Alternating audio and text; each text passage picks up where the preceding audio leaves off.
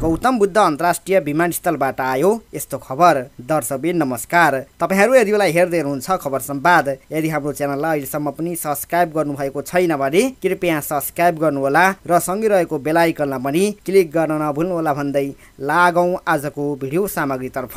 लुम्बिनी प्रदेशको गौरवको परियोजनाका रूपमा विकास गरिएको गौतम बुद्ध अन्तर्राष्ट्रिय विमानस्थलबाट अहिलेसम्म नियमित अन्तर्राष्ट्रिय उडान सुरु नहुँदा त्यस क्षेत्रका व्यवसायीहरू अत्यन्तै निराश र आक्रोशित बनेका छन्।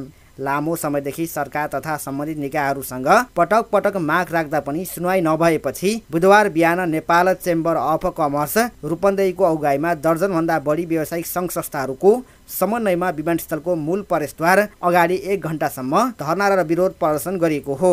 उनीहरूले विमानस्थलको तत्काल नियमित सञ्चालनको माग गर्दै शान्तिपूर्ण तर दृढ सन्देशसहित सरकारलाई चेतावनी स्वरूप प्रदर्शन गरेका हुन्। कार्यक्रममा व्यवसायी सङ्घ संस्थाका प्रमुख नेताहरूले आफ्नो धारणा राख्दै कि अब सहन सकिने अवस्था सकिएको छ, सरकारले चाँडै निर्णय नगरे निर्णायक सङ्घर्ष सुरु हुनेछ। नेपाल चेम्बर अफ कमर्स रूपन्देहीका अध्यक्ष दर्पण श्रेष्ठले आजको धरना त केवल सङ्केत मात्र हो, यदि माग पूरा भएन भने अब निर्णायक आन्दोलन गरिन्छ भन्दै यस्ता जनमुखी परियोजनाको उपयोग गर्न नसक्नु सरकारको असक्षमता भएको टिप्पणी गरे। त्यसैगरी चेम्बर अफ कमर्स लुम्बिनीका अध्यक्ष टङ्कप्रसाद पोखरेलले रूपन्देहीका सबै व्यावसायिक सङ्घ संस्थाहरूले एकीकृत आन्दोलन मार्फत सरकारलाई दबाब दिनुपर्नेमा जोड दिएका थिए। उनले भने विमानस्थलको सञ्चालनमा भइरहेको ढिलाइले हजारौंको लगानी जोखिममा परेको छ, हामी चुप लागेर बस्न सक्दैनौँ। सिद्धार्थ उद्योग वाणिज्य सङ्घका अध्यक्ष नेत्र आचार्यले वैदेशिक रोजगारीमा जाने श्रमिकहरूको सुविधाका लागि आवश्यक म्यान पावर र स्वास्थ्य परीक्षण केन्द्रहरू नहुनु, आवश्यक सरकारी संयन्त्रको अभाव र प्रक्रियागत जटिलताले गर्दा विमानस्थल सञ्चालन नहुँदा एयरलाइन्सले यात्रु नपाएको देखाउँदै सेवा बन्द गर्न सहजै बहाना पाएको बताएका छन्। व्यवसायीहरूका अनुसार त्रिभुवन अन्तर्राष्ट्रिय विमानस्थलमा हवाई ट्राफिक बढ्दै गए पनि राजधानी बाहिरको अन्तर्राष्ट्रिय विमानस्थल सञ्चालनमा जान सक्दैन भने त्यसको पछाडि गम्भीर लापरवाही छ।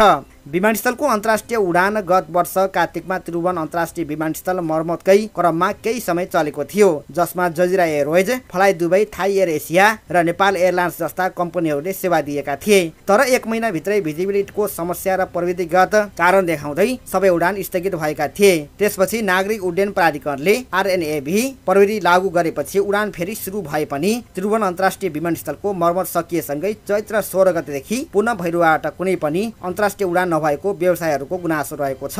यता विमानस्थल सञ्चालनको आशामा ठूला लगानी गरेका व्यवसायीहरू अब निराश मात्र होइन, ऋणको भारी बोकेर मानसिक पीडामा बाँचिरहेका छन्। उदाहरणका लागि भैरवाका व्यवसायी राम थापाले 22 करोड रुपियाँको लगानीमा स्वीट पूर्णिमा होटल निर्माण थालेका थिए, तर विमानस्थल नचलेपछि ब्याङ्कले थप लगानी रोकिदियो र 3 वर्षदेखि काम रोकिएको छ।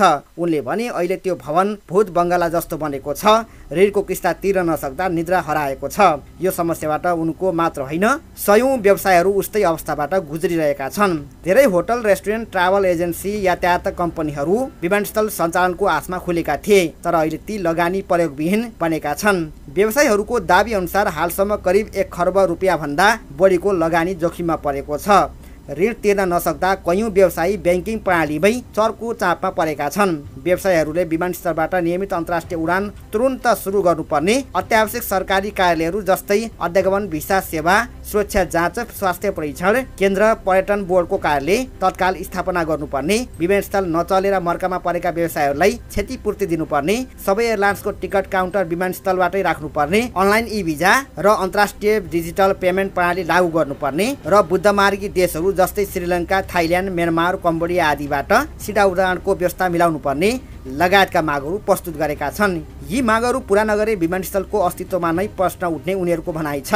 विमानस्थलको निर्माण 30 अर्ब 91 करोडको सुरुवाती सम्झौता अन्तर्गत सुरु गरिएको थियो, तर निर्माण अवधि लम्बिँदा लागत बढ्दा मूल्य अभिवृद्धि कर सहित यसको लागत 35 अर्ब 66 करोड पुगेको छ।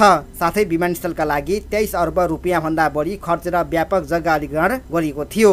यति ठूलो लगानी गरिएको परियोजना निष्क्रिय हुँदा स्थानीय मात्र होइन, राष्ट्रिय अर्थतन्त्रमा समेत ठूलो असर परेको छ। पूर्व अध्यक्ष नारायण प्रसाद भण्डारीले भने सरकारले काठमाडौँ केन्द्रित ठूला व्यापारी र बिचौलियाको दबावमा भैरवाको अन्तर्राष्ट्रिय विमानस्थल सञ्चालनमा ढिलाइ गरिरहेको छ। यो एक प्रकारको आर्थिक अपराध हो। उनले विमानस्थलमा देखिएको अनियमितता, ढिलाइ र गम्भीर लापरवाहीको छानबिन हुनुपर्नेमा पनि जोड दिएका छन्। टुर एन्ड ट्राभल्स व्यवसायी चन्द्र थापाले राजधानीका ठूला ट्राभल एजेन्सीहरूले अन्तर्राष्ट्रिय टिकटमा कार्टेलिङ गरेर भैरुवाको बजार बिथुलेको, एयरलाइन्स कम्पनीहरूले सम्पर्क कार्यालय नखोलेको र स्थानीय ट्राभल एजेन्सीलाई टिकट पोर्टल नदिएको आरोप लगाएका छन्। भैरवा क्षेत्रको पर्यटन, व्यापार र रोजगारीसँग प्रत्यक्ष सम्बन्ध राख्ने यो परियोजना सञ्चालनमा जान नसक्दा स्थानीय युवाहरू रोजगारी गुमाइरहेका छन् भने पर्यटन व्यवसायहरू धरापमा परेका छन्।